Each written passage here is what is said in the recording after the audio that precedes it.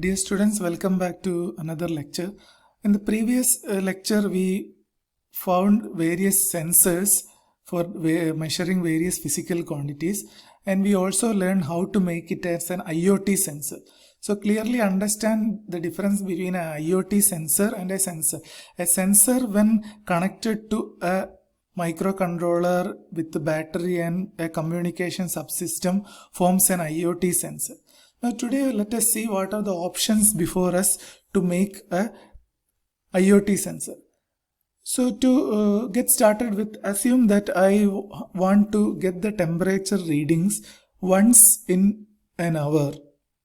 So how do we make a sensor? So yesterday so many questions were asked on choosing the sensor and the associated hardware. So that doubt will be cleared today as you go listen to this video.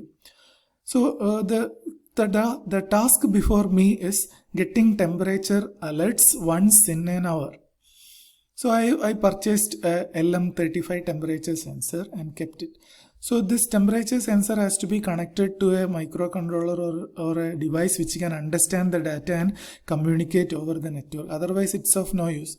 So what are the options before me? I can go ahead with a PC. The PC can be connected to LM35. PC is connected also to the internet, so PC will give me a data. Fine. And you can take the mobile phone. Mobile phone can be interfaced to LM35 to get the data. So that is also fine. And mobile phones will also work with the internet. So now I can use Raspberry Pi also. So Raspberry Pi is again a single board computer similar to your Arduino, but it has got more features. Okay, it's somewhat higher end board. So in some IoT sensor applications we use Raspberry Pi. Okay, so next option could be your Node MCU. You can write the Node MCU here, and at the end you can look at the Arduino also. So how do we make the choice between a PC, mobile phone, Raspberry Pi, Node MCU and Arduino for your correct application? I remind you about the application. The application is to get temperature reading once in an hour. Okay. Now let us look at the parameters. So do we require such a very high speed processor to get temperature value once in an hour? The temperature value may be 2 bytes or 4 bytes. To send that using a processor of gigahertz range or megahertz range will be an overkill. We don't want that much of power. And memory also, we don't want that much high power memory or high capacity memory. And look at the wireless data rate. So it's only few bytes in 1 hour. So we don't require a very high speed connectivity. Even we are okay with kbps order of connectivity. And this is another thing, power consumption. Can you afford a computer running round the clock spending 300 plus watts to send you a temperature alert? No, it's not at all acceptable. And this is even more low power consumption, but the battery is not lasting longer. Here also it is less power compared to phone, but it won't last for long. So available battery capacity limitation is there. So if you look at the lifetime, it will run only for 4 to 6 days. So after 4 to 6 days, you have to go and replace the battery. So let's think about a scaled up version where you have more sensors, let's say 100 sensors. Then you have to employ a person whose role will be only to go and change the batteries. So these things are not feasible. So what are the other options to make a proper IoT sensor for your application?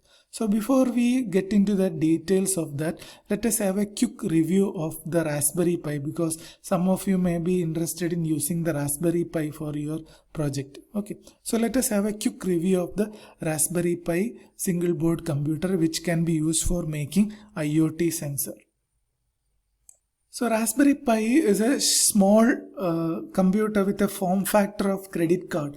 So we use the term form factor to describe the size of any system. So Raspberry Pi form factor is standard credit card sized system.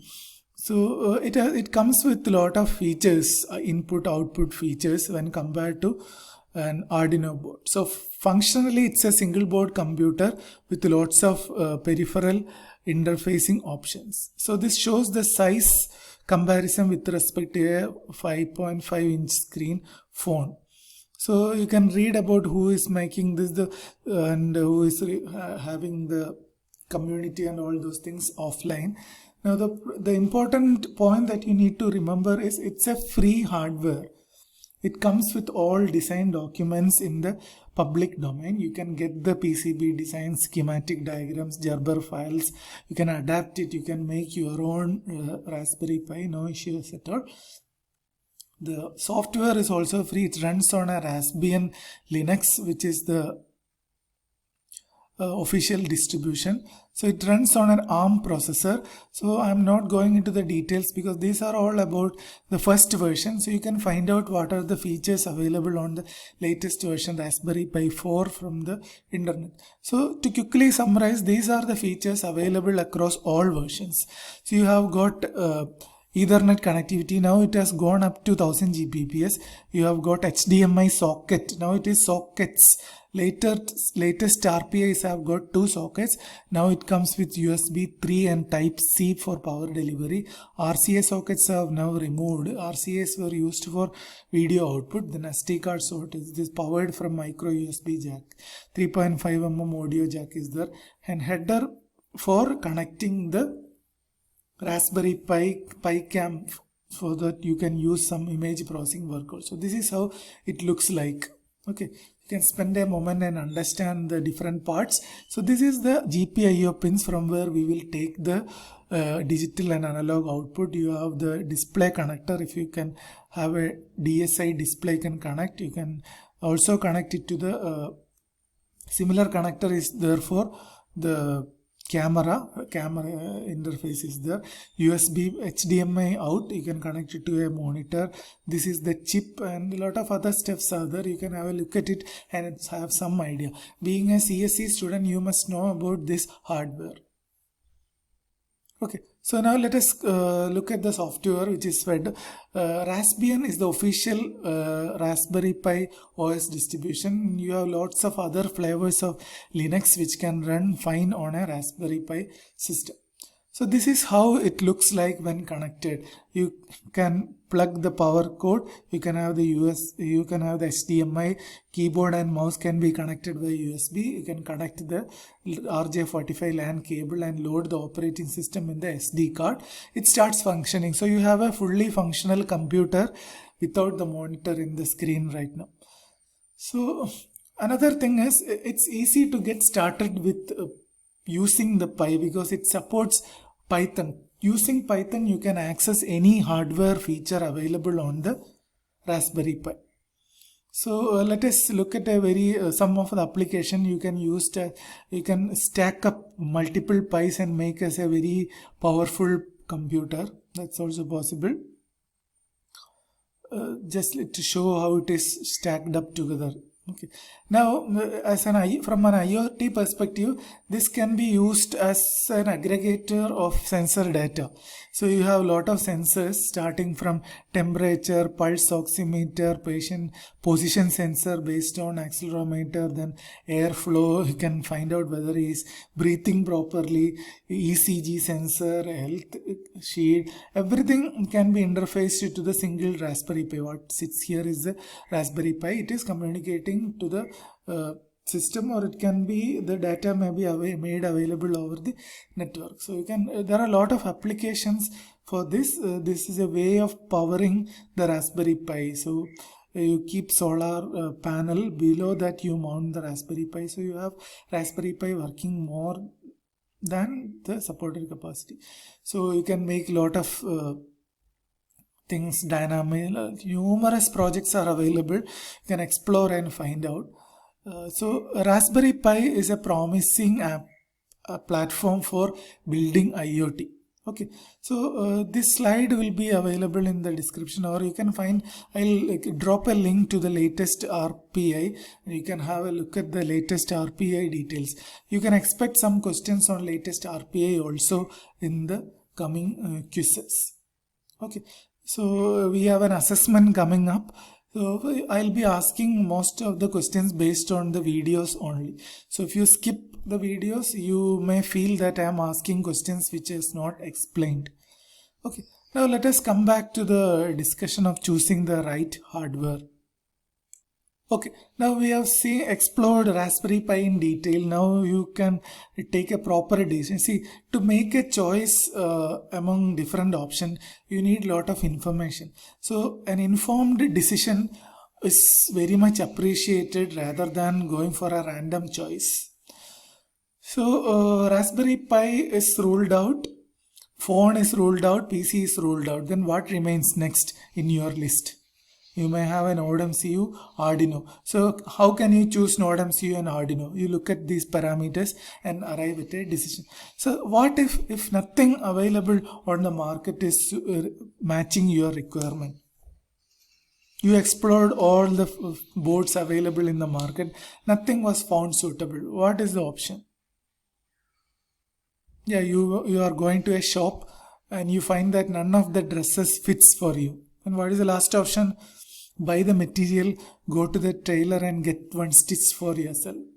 That is the next step where you buy the necessary components and make a hardware on your own. You make a wireless sensor. Okay, this may be the best match for you. Now look at this features. The CPU is low power. You have few KBs of memory. That is enough for us because we are sending only 1 byte per 1 hour. So we don't want a massive processor and a large memory to do that. Next is the network speed. Okay, fine, only from 20 kbps, more than sufficient. And these three are very interesting. It consumes only 10 milliwatt of power. And we have a battery capacity of 750 milliampere per hour. So when it is put to sleep, power consumption drops more than a order of magnitude. It becomes 10 microwatts.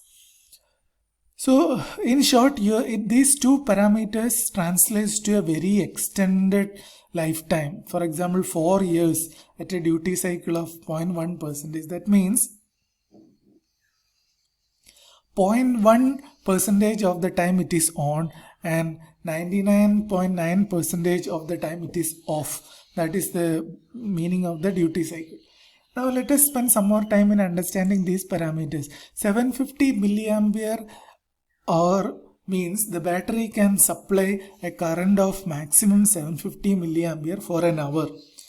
So if you reduce the current consumption, let's say by 375 milliamperes, the battery lasts for 2 hours. Again, if you reduce the power consumption by half of that, the battery will last for 4 hours and so on.